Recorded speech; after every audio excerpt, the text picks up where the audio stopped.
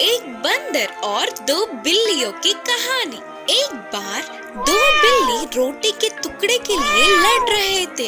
मेरा है, नहीं मेरा है करके एक से बढ़ के एक लड़ रहे थे। ऐसे लड़ने वाले बिल्लियों को एक बंदर ने देखा। इतने समय होने पर भी उनकी लड़ाई तो चली रही थी और इस समस्या का समाधान क्या होगा उन्हें कुछ समझ नहीं आ रहा था। अब कोई लाभ नहीं करके बंदर वहाँ जाकर उन दोनों को अलग किया और कहा, बस इतनी सी बात के लिए तुम दोनों क्यों लड़ रहे हो? तुम्हारी समस्या का बस एक ही हल है कि इस रोटी के टुकड़े को तुम दोनों आधा आधा बांट लो। अगर चाहो तो तुम दोनों को एक समान मैं बांट कर दूंगा। ऐसे बंदर के दिए हुए सलाह उन बिल्लियों को पसंद आया।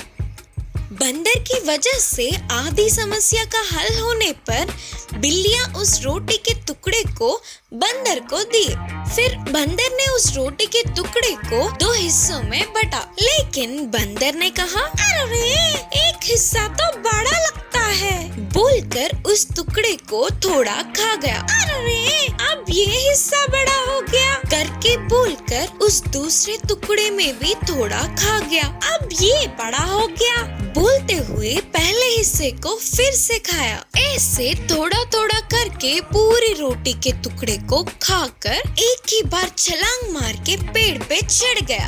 हा हा हा, मेरी भूख तो मिट गई। अब तुम लोग चलो चलो यहाँ से निकलो, बोलते हुए चिढ़ाने लगा। तब दोनों बिल्लियाँ चौंक गए, अपने मुंह खुला का खुला छोड़ दिया और वे उदास होकर अपने रास्ते चले गए। इस कहानी की शिक्षा है कि दोनों की लड़ाई किसी तीसरे का फायदा होता है। गाय और बाघ की कहानी। एक गांव में एक गाय रहती थी। वह सबसे मिलजुल कर रहती थी, हमेशा अपने मालिक की बात को मानते हुए पालतू जानवर की तरह भरोसेमंद थी। एक दिन उसके जंगल में घास चरते समय उधर ही आए हुए बाघ की नजर उस पर पड़ी। इतनी सुंदर और पुष्ट गाय को देखते ही बाघ को तब तक की भूख वह गाय पे चढ़ने जा रहा था।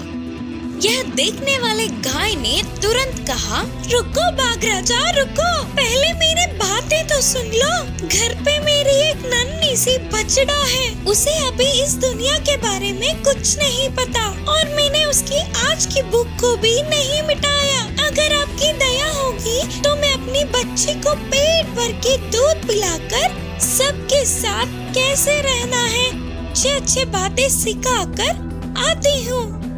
हंस पड़ा और बोला, हाँ हाँ, कितने विश्वास से बोल रही हो। हाथ आए हुए आहार को छोड़ने के लिए मैं पागल हूँ क्या? मैं बहुत भूखा हूँ, तुम्हारी इन बनाई बनाए बातों में नहीं आऊंगा। ऐसे तुम्हें छोड़ दूंगा सोच रही हो क्या?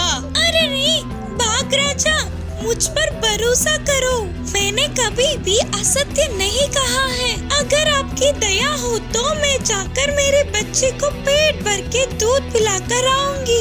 ऐसे मिली जिंदगी को मुझे नहीं जीना। भूख से तड़पने वाले आपकी भूख को मिटाने से अच्छा कोई और पुण्य का काम नहीं होगा। मुझ पर भरोसा करें।